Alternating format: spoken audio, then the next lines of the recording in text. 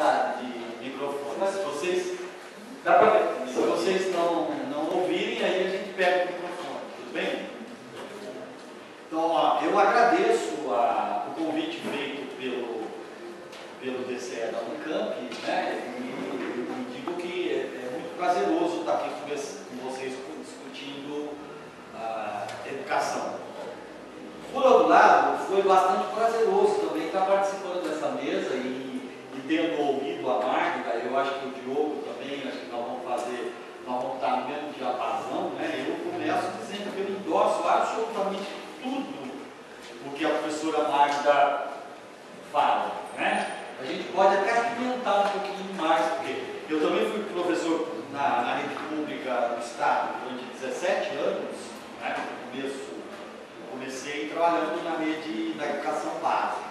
Naquela época não era educação básica ainda, porque a gente não tinha conquistado ainda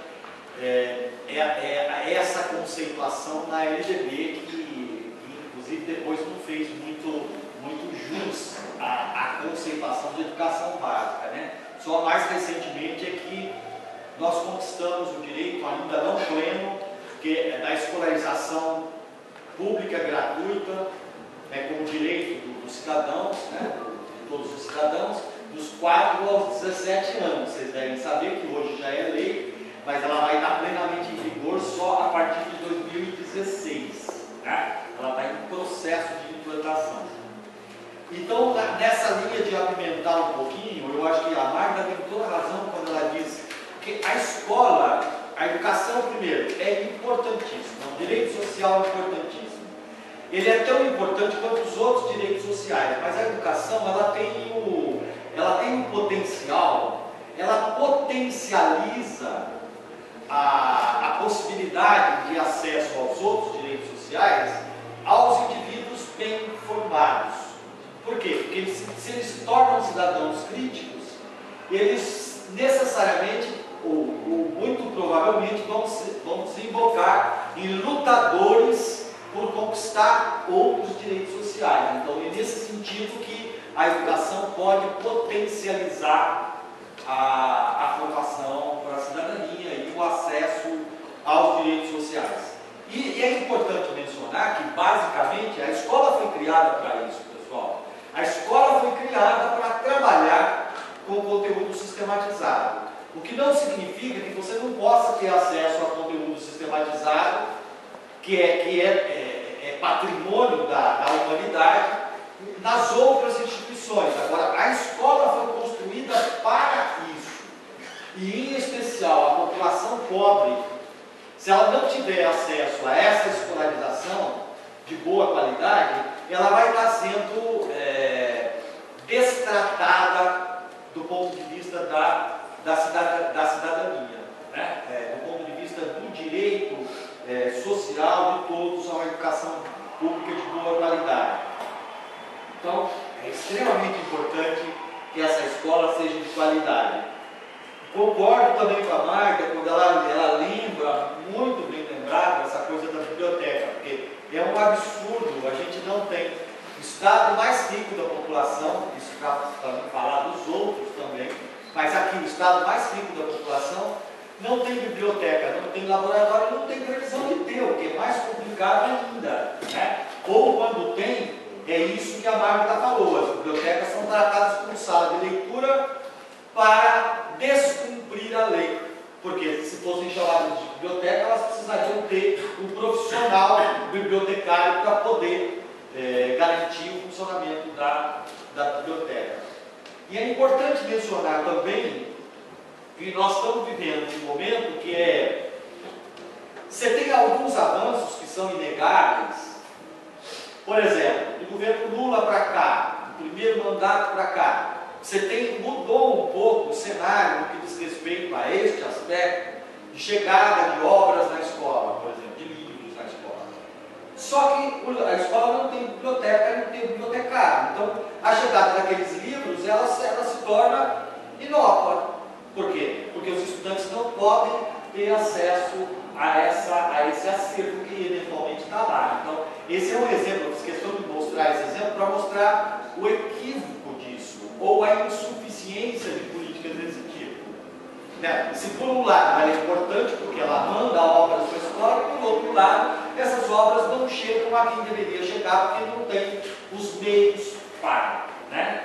O laboratório é a mesma coisa, tá claro? Então, quem tem uma rede como a nossa, não precisa ter bola de cristal para saber, não precisa fazer nenhum teste de avaliação para descobrir que a escola vai mal, tá claro? E na verdade o que vai mal não são os indivíduos, são as políticas que estão sendo adotadas por sucessivos governos, né? Eu acho que isso a gente tem que ter muita clareza ao questionar. Isso é usado de uma forma perversa, porque esses mecanismos ditos de avaliação, que na verdade não são de avaliação, eles, quando muito, eles aferem a devolução de um determinado desempenho a partir de testes padronizados. Só isso que fazem. Agora, eles são suficientes para inculpar as vítimas, ou para culpabilizar as vítimas. Tá claro? Porque, olha que lógica perversa. Porque os governos se desresponsabilizam, eles tiram deles a responsabilidade que lhes é própria e atribuem a responsabilidade ao indivíduo que está sendo avaliado. Tá claro? É muito perverso isso. Seja para com as escolas, com as instituições de escolas, seja para com os indivíduos, né? Acabando por resultar num verdadeiro apartheid social, como a Magda já. E mais perverso que isso ainda, também detectado pela Magda, que é a coisa que na verdade que eu chamo de o sequestro do exercício intelectual da profissão. Tá claro? Porque a ele é imposto um currículo que ele tem que seguir. É óbvio que ele teria alguma liberdade de fazer diferente na sala de aula. Mas dada a quantidade de aulas que esse profissional tem, por conta das condições de trabalho e de salário que ele tem que dar, ele acaba não tendo condições de preparar uma aula melhor do que aquela expressa em eventuais manuais, né, ou cartilhas como a Magda detectou, né? E isso tudo cria uma lógica muito perversa, porque o indivíduo acaba entrando nisso e acaba contribuindo também para aquilo que ela também detectou, que são chamados simulados. Ou seja, fica uma escola de faz de conta. Tá claro? Porque como parte do salário dele depende desse tipo dito de avaliação, ele acaba tendo que, de alguma maneira, querendo ou não, contribuindo para que esses índices sejam melhorados e que ele tenha algum aumento do ponto de vista salarial, que não é nada substantivo. Tá claro? Ele pode eventualmente dar um pouquinho a mais ainda, né? E aí, ela lembra também, e eu reforçaria, a coisa da formação aligeirada do professor, ou quando não, quando tem uma formação um pouco melhor, eu queria chamar a atenção de vocês que não vai nenhuma crítica que seja pessoal a qualquer um de vocês, mas vocês têm que ter clareza o seguinte, olha, os estudantes egressos da escola pública, no caso da universidade pública, são aqueles que vão ocupar os melhores postos de trabalho que existem no mercado, na sociedade. É natural que assim seja. Então não dá nem para você cobrar, eventualmente, alguns de vocês que são egressos da escola pública e não conseguem se tornar professores na escola pública porque não tem como se sustentar com aquele salário. Eu estou só tentando alertá-los que isso é natural, né? Porque as pessoas vão tentar buscar os melhores postos de trabalho que existem na sociedade. Tá claro? Mas é extremamente importante que vocês se dediquem à escola pública, porque eventualmente vocês poderão dar uma contribuição muito maior do que os professores egressos dessas escolas de fundo de quintal ou de beira de esquina. Tá claro? E também não por culpa deles, certo? Porque essas são as políticas que, né? E aí a Magda também lembra, fica tudo repetitivo, né, Magda? Mas de fato a sua fala, ela foi bastante contundente, num eixo bastante interessante do tipo de discussão que eu acho que a gente precisa fazer aqui, né? aproveitaria só dizer, também confirmo a história dela do PIB, e os 10% do PIB que a gente define, que a gente defende, ele não sai do bolso do colete, pessoal. Esse número é um número histórico, constatado por diversos países que tiveram que enfrentar situações educacionais adversas, seja do ponto de vista ou pela natureza, por efeito da natureza, digamos assim, né? Tipo, países que passaram por algumas intempéries grandes e tiveram destruído o seu parque educacional, né? Terremotos, maremotos, incêndios e tal, até por causas não naturais, como, por exemplo, guerras mundiais ou mesmo guerras civis, né? Então a gente nota que os países, para poder colocar o seu sistema do ponto de vista de atendimento necessário, de manutenção de educação de qualidade, eles aplicaram e aplicam 10% do seu produto interno bruto durante um certo tempo.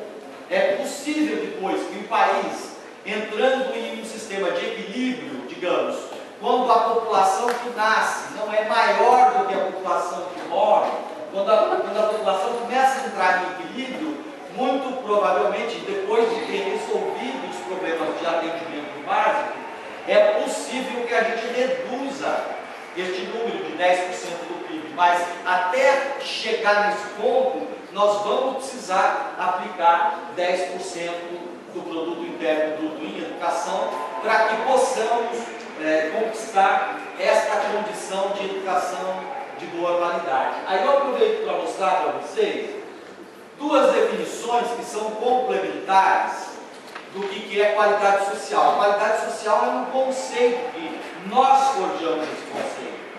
Nós quem? Nós, setores organizados da sociedade civil. Nós, entidades sindicais, entidades acadêmicas, entidades estudantis, movimentos sociais.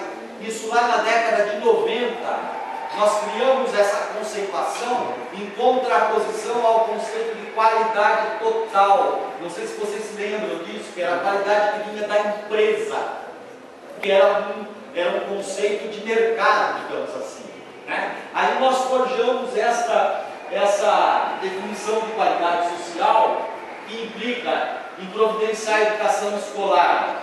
Está dando para vocês enxergar lá? Tá? Isso está no nosso Plano Nacional de Educação, proposta da sociedade brasileira. Olha lá. A qualidade social implica providenciar a educação escolar com padrões de excelência e adequação, nossa, que não está funcionando, aos interesses da maioria da população. Tal objetivo exige um grande esforço da sociedade, de cada um, para ser atingido, considerando as dificuldades impostas pela atual conjuntura. De acordo com essa perspectiva, são valores fundamentais a serem elaborados: a solidariedade, a justiça, a honestidade, a autonomia, a liberdade e a cidadania. Estes valores implicam o desenvolvimento da consciência moral e de uma forma de agir de acordo com padrões éticos. A educação de qualidade social tem como consequência a inclusão social, através da qual todos os brasileiros se tornem aptos ao questionamento, à problematização, à tomada de decisões, buscando as ações coletivas possíveis e necessárias ao encaminhamento dos problemas de cada um e dos problemas de todos, e do problema da sociedade, né? Em especial na definição de prioridades nas políticas sociais, em especial na política educacional. Em seguida tem uma outra, elas são complementares, tá? Essa outra é um pouco mais curta, porque na verdade a gente precisa melhorar ainda mais essa conceituação de qualidade social, né? Mas aqui tem um fragmento de uma contribuição de uma professora aqui, a Tereza Adrião, hoje da Faculdade de Educação aqui da Unicamp, e do professor Rubens Barbosa de Camargo, que é meu colega na Faculdade de Educação da USP, né? Por qualidade social, entende-se a luta contra qualquer tipo de apartação social e suas causas, Várias dessas causas foram mencionadas pela Magda e a gente reforçou o acesso de todos à informação a respeito do usufruto dos direitos humanos e sociais, a garantia de acesso e permanência na escola, a garantia da consolidação de melhores condições para o ensino e para a aprendizagem, por meio da minimização da fragmentação do conhecimento e da resolução coletiva e democrática dos assuntos que dizem respeito ao cotidiano escolar. Eu ousaria dizer para vocês assim, que eu acho que o nosso esforço todo agora precisaria ser canalizado nesse momento de elaboração de um novo Plano Nacional de Educação para a feitura deste novo plano. Porque nós temos que criar essa tradição de planejamento estratégico que o Brasil não tem. Do ponto de vista formal, nós já temos, né? Eu costumo fazer essa pergunta porque normalmente as pessoas não sabem responder e isso mostra como nós somos ignorantes não no sentido pejorativo, né? De quem desconhece a importância do planejamento estratégico a ponto de fazê-lo, né? De fato. Né? Então eu diria para vocês sabem quais são as principais peças do planejamento estratégico do Estado brasileiro? Vocês têm alguma ideia? Existem 3 peças importantes, tem outras, né? Mas 3 peças importantes de planejamento do Estado. Uma delas se chama Plano Plurianual, que é quadrienal. Ele acontece sempre em qualquer nível de governo, é obrigado. Ele acontece sempre do primeiro ano de mandato executivo para o segundo ano. Tá claro? Portanto, cada governante, no caso agora, o Alckmin, recém-empossado, ele está governando esse primeiro ano de mandato com o plano plurianual do governo anterior, do governo Cova, do Serra. Tá claro? O próximo governante que sucedeu o Alckmin vai governar o seu primeiro ano com o plano plurianual do governo Alckmin. Tá? Então, plano plurianual, o primeiro deles, que é quadrienal. O segundo deles é anual. O segundo e o terceiro, quais são? LDO, Lei de Diretrizes Orçamentárias. É anual e acontece todos os primeiros semestres de cada ano. O terceiro, a terceira peça de planejamento, o plano, a Lei Orçamentária Anual, a LOA. Alguém já viu uma LOA? A LOA, na verdade, é uma planilha que contempla aquilo que foi definido como diretriz na Lei de Diretrizes Orçamentárias. Nós, por exemplo, como é que nós sobrevivemos? USP, Unesp, Unicamp. Quem são os recursos que sustentam USP, Unesp e Unicamp? 9,57% da quota parte do ICMS do Estado. E onde está definido isso? Na LDO. Todo ano nós temos que intervir.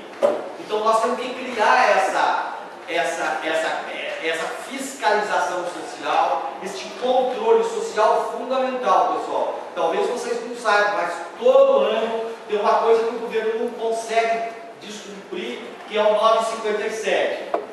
Só que todo ano a expressão dela na LDO é no mínimo 9,57. Por que é importante essa expressão no mínimo? Porque se a gente tiver fôlego para realizar alguma luta no meio deste ano, nós podemos eventualmente contemplar e arrancar do governo mais recursos para as 3 universidades públicas do Centro Paula Souza. Então aquela expressão no mínimo, ela pode ser inócua, mas ela pode ser muito oportuna para os nossos intentos, caso a gente tenha força para lutar, para desenvolver uma luta que obrigue o governo a ampliar os recursos para a educação. E uma outra peça, aí em cada uma das áreas específicas, você tem a peça de planejamento. E para nós, é o Plano Nacional de Educação, pessoal, e ele só existe por conta de luta da sociedade civil organizada. Como é que nós conquistamos o primeiro, que foi distorcido em relação ao que nós defendíamos? Nós fizemos isso logo após a definição da LDB, da Lei de Diretrizes e Bases da Educação Nacional. Por quê?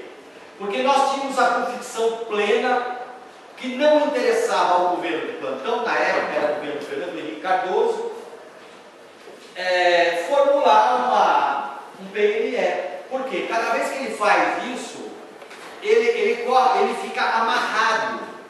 E os governantes gostam de ficar livres de amarras, sem controle social. Porque, por óbvio, todo e qualquer governante acha que a sua proposta é a melhor.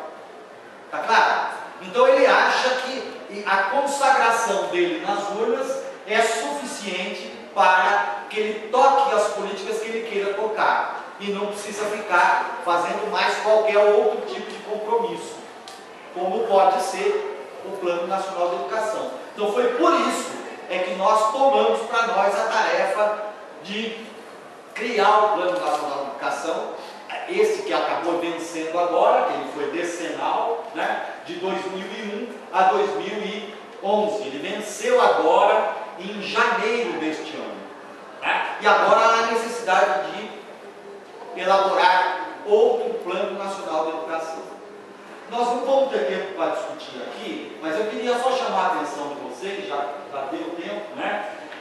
Que vocês receberam uma revista, essa daqui, onde ela tem 2 artigos de colegas, né? Um deles é da professora Segato, Maria Aparecida Segato Muranaca, que vai estar conversando com vocês hoje à noite, o pessoal de Limeira, né? De Limeira. E então tem um artigo dela e meu aqui, e tem um outro artigo da professora Lígia e do professor Otaviano, que são do Instituto de Física da Universidade de São Paulo, que tratam do Plano Nacional de Educação. Então eu chamo a atenção de vocês, a gente trouxe a revista para distribuir, acredito que dê uma para cada um, e estou chamando a atenção, a gente usou, no artigo nosso, da Maria Aparecida Segato e meu, a gente usou uma determinada estratégia, que foi confrontar as metas propostas pelo projeto do governo, tentando melhorá-las. Por quê? Porque é muito grande a probabilidade do governo conseguir emplacar a sua proposta, se não tiver resistência da sociedade. Então não é menor também a iniciativa de tentar melhorar as propostas do governo, porque afinal de contas qualquer melhoria que a gente consiga em educação, ela pode dar conta de minimizar um pouco este quadro nefasto que a gente pintou aqui, tanto a Marta como eu, né? Essa coisa que nós falamos anteriormente. Então, eu diria, tem aí uma contribuição nossa, a gente fala, o plano do governo é absolutamente descabido, seja do ponto de vista de ele não é apresentado acompanhado de um diagnóstico. Como é que você faz um plano sem um diagnóstico? O governo tem um diagnóstico, só que ele não apresentou. Se vocês entrarem na página do MEC e do INEP, vocês vão ver 3 exemplares, 3 volumes de colegas nossos, acadêmicos, que fizeram a avaliação do plano anterior, que deve funcionar como um diagnóstico que o governo não gostou. Por isso não publiciza. Tá claro? Se vocês tiverem dificuldade, a gente passa o eletrônico para vocês via DCE. Né? Então é importante conhecer o diagnóstico. O plano do governo foi apresentado sem diagnóstico. E ele tem metas muito ambiciosas para os recursos que ele acena.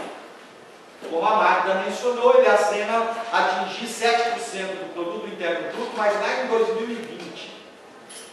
E se vocês fizerem as contas, a gente deixou uma tabelinha com a Carol. Esse aqui eu não tenho eletrônico, por isso que eu deixamos em papel, né? Que mostra o que o governo pretende gastar, né? A previsão dele do ponto de vista de gasto com cada uma das metas, das 20 metas que é importante mencionar e não se deixar iludir. Por exemplo, pegando uma meta só, ele fala em atingir 50% da população em idade de 18 a 24 anos, né, de 18 a 24 anos no ensino superior.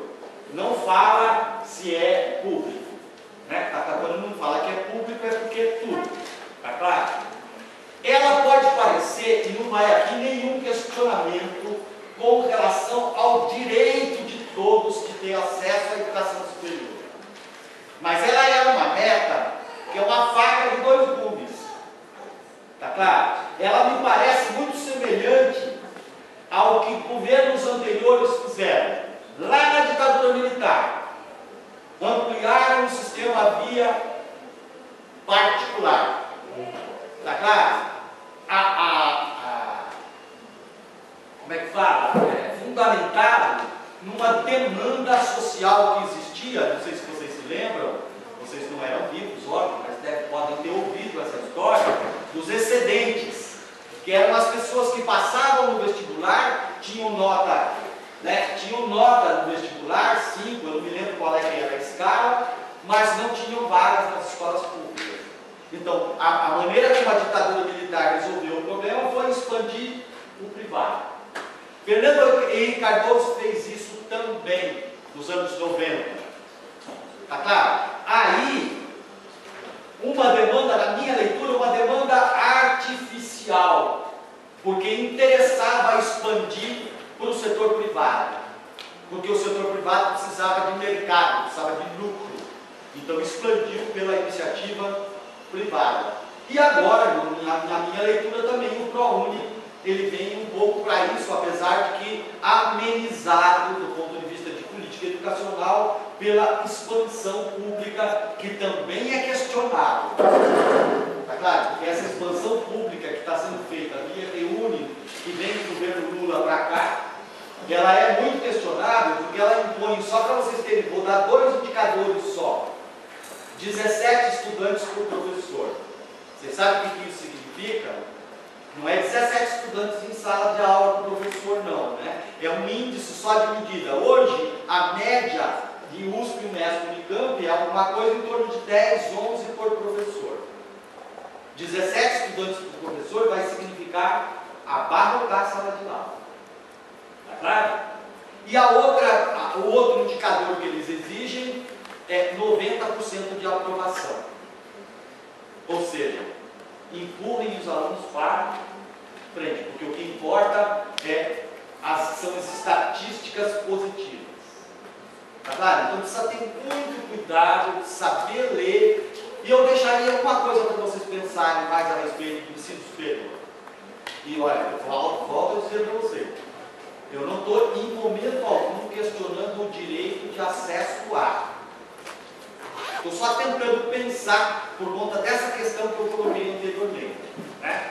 Será que se os governos e as políticas por ele adotadas valorizassem as profissões que exigem hoje formação de ensino fundamental ou de nível médio, se elas fossem valorizadas de fato, será que muita gente quereria, pleitearia fazer educação de nível superior? Perguntem-se, por conta da implicação, e a questão só é feita por conta da implicação dos interesses de mercado nessa questão. Bem, a gente, se tivesse mais tempo, poderia tocar, mas a gente fica aqui para depois as eventuais questões de vocês. Muito obrigado pela atenção.